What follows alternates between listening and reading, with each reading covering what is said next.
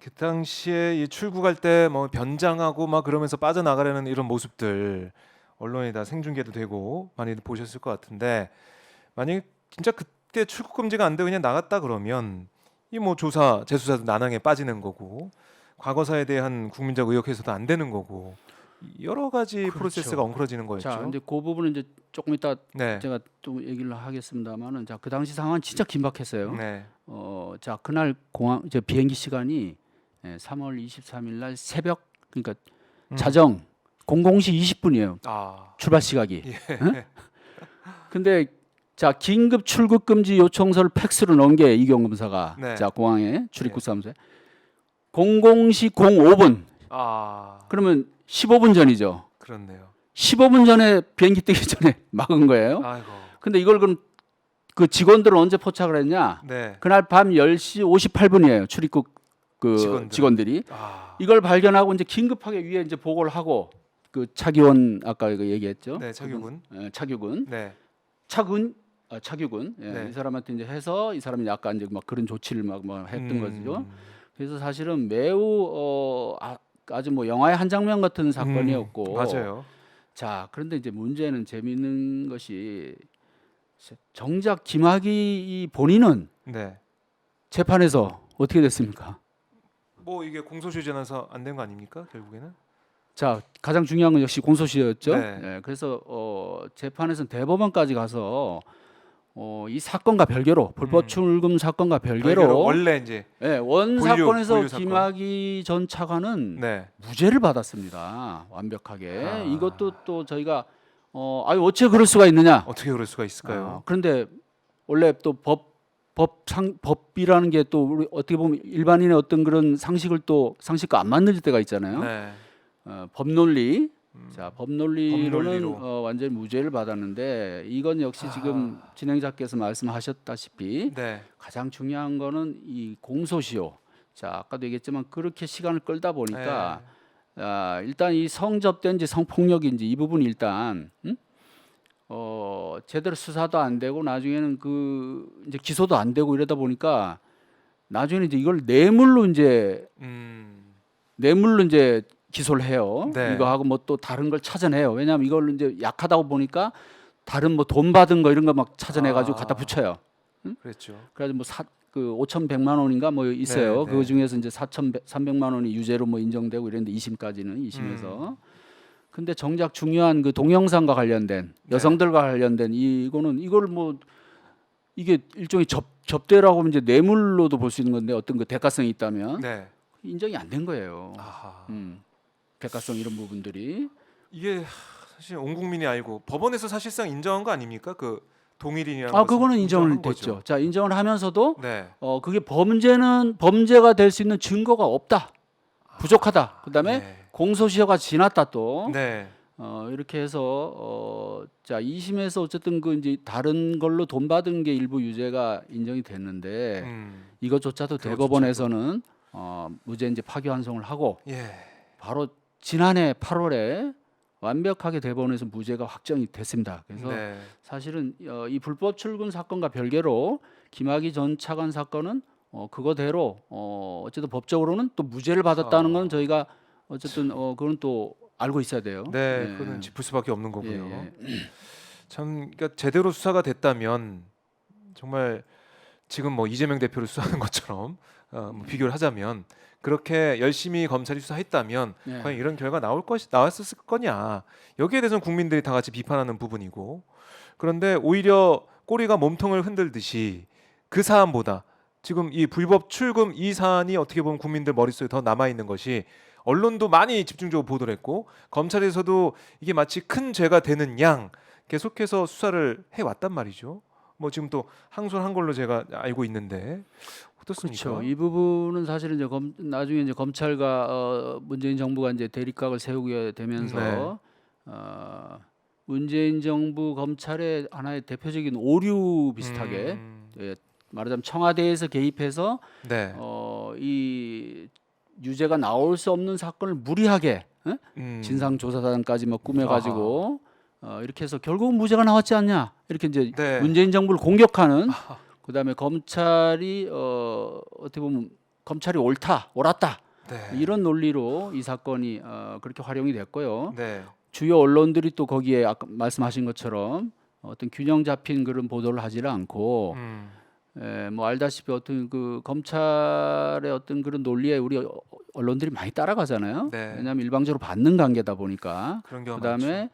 또 검찰은 사실관계를 다투는 기관이고 그렇잖아요. 네. 그러다 보니까 검찰에서 어느 정도 수사한 건 대부분 사실일 거야라는 다들 그런 생각이 좀 있거든요. 네. 그런 사실은 그런 걸 이제 언론이 잘 가려주고 봐야 되는데. 균형 잡히게 보도를 하고 네. 또 검찰과 다른 주장도 취재를 해서 시시비비도 좀 계속 따져주고 해줘야 되는데 네.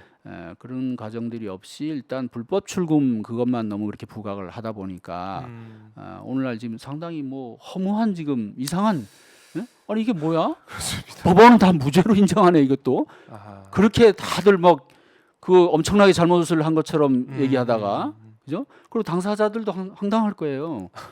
아니 아까도 비유를 들었지만 네. 이게 무슨 자기들 사사로운 목적하고 사사로운 이익 전혀 아니잖아요. 네. 오로지 어떻게 보면 공적인 책임을 다하려고 했던 건데 이게 범죄로 몰린 거잖아요. 그렇죠.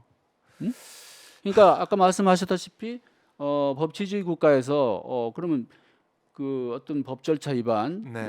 그런 불법적인 뭐 이런 걸 위반하고 목적만 가지고 이제 정당하다고 인정할 수 있느냐? 네. 그것도 일리는 있는 얘기입니다. 음. 하지만 어느 것이 더 중대하냐?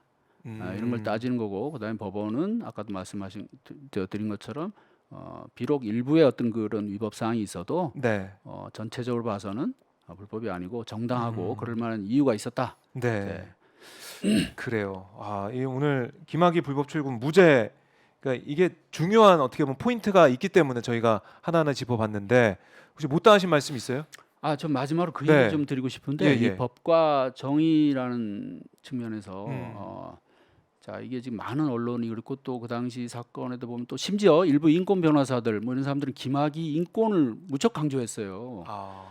그 사람은 그 증거도 불명하지 않은데 왜? 정권에서 나서서 말하자면 이건 검찰을 공격하기 위한 수단으로 이 사건을 활용했다 뭐 이런 식으로도 나왔고 네. 또 김학의 본인에 대해서 김학의도 똑같이 다른 사람들처럼 똑같은 대등하게 평등하게 똑같이 무죄 추정 원칙에서 수사를 받아야 되고 증거 부족하면 기소하면 안 되고 재판에 넘기면 안 된다.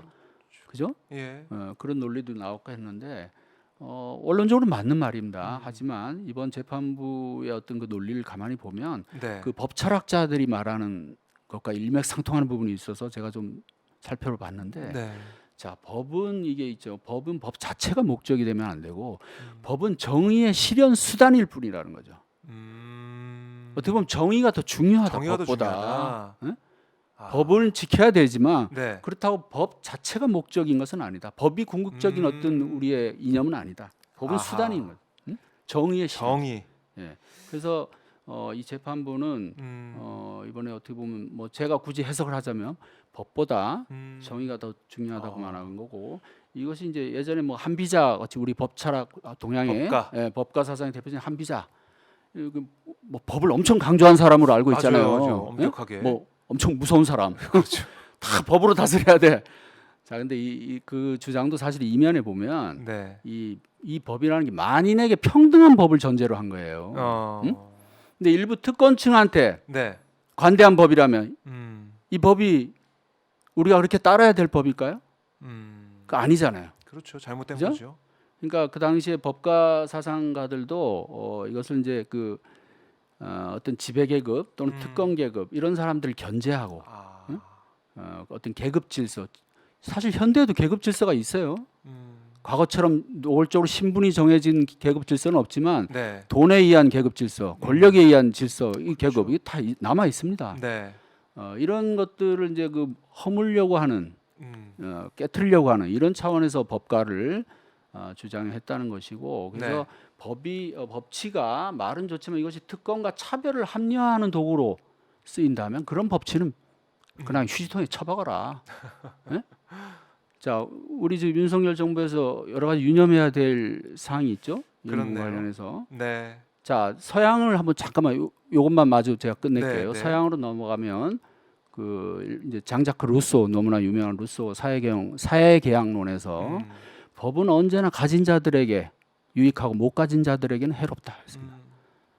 자, 김학의 전 차관이 물론 지금 무죄를 받았기 때문에 네. 저희가 뭐 함부로 얘기할 수는 없지만 어쨌든 이제 그 사건이나 이런 것을 봤을 때 우리가 생각하기는 검찰 패밀리는 뭔가 봐준다, 제 식구 감싸기 여기에 대한 비판이 계속 있어왔잖아요. 네. 어떤 그런 차원에서 또 권력을 가진 사람들, 이 사람들한테는 법이 유리한 거예요. 법이 아주 정당한 거고. 아, 근데 반대로 권력을 뺏긴 사람들, 네. 이재명 대표도 지난번에 뭐 그런 비슷한 얘기를 하던데 내가 대선에서 졌기 때문에 네. 말하자면 이런 걸 당한다는 식으로. 물론 그 논리 자체는 뭐 또 그대로 또 뭐 또 시시비비가 있겠지만은 네. 어쨌든 권력을 가진 사람과 못 가진 사람에게 법은 똑같이 않다는 거고, 그죠? 또 그 유명한 이제 그 헨리 데이비드 소로라는 사람이 시민 불복종이라는 그 책에서 뭐라 그랬냐면 법에 대한 존경심보다는 정의에 대한 존경심을 함양하는 것이 바람직하다. 예. 역시 이번 재판부 그렇네요. 판결하고 뭔가 좀 일맥상통하지 않습니까? 네.